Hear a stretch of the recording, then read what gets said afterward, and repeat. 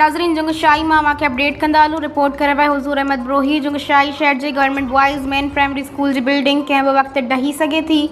उस्तादनि ऐं ॿारनि में ख़ौफ़ ऐं ॻणती छाइजी वई आहे। पढ़ाई मुतासिर थियण लॻी आहे।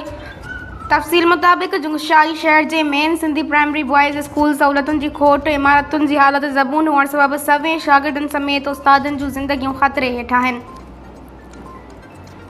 ॿारनि में पढ़ण जो जोश, पढ़ाई जो अमल जारी रखण जो अज़म, उस्तादनि, शागिर्दनि, वालिदैन जो चवणु आहे त बिल्डिंग ज़बून हुजणु, फर्नीचर जी खोट, पाणी बि पंहिंजे पैसनि ते वठंदा आहियूं, बाथरूम में नाकर आहिनि, पटेवाला बि नाहिनि ऐं कंप्यूटर क्लास त परे जी ॻाल्हि आहे। स्कूल जी इमारत जी छित तां चापड़ किरण ऐं ज़बून हालत सबबि शागिर्दनि ऐं उस्तादनि जूं ज़िंदगियूं ख़तरे में हुअण बावजूदि दर्स ऐं तदरीस जो अमल जारी आहे।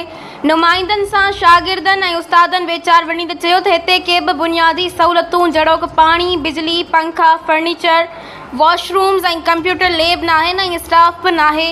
ऐं सभ खां अहम त असांजे स्कूल जी हालत तमामु ख़तरनाक थी चुकी आहे, जेके कंहिं बि वक़्तु जानी नुक़सान जो सबबु बणिजी सघनि था।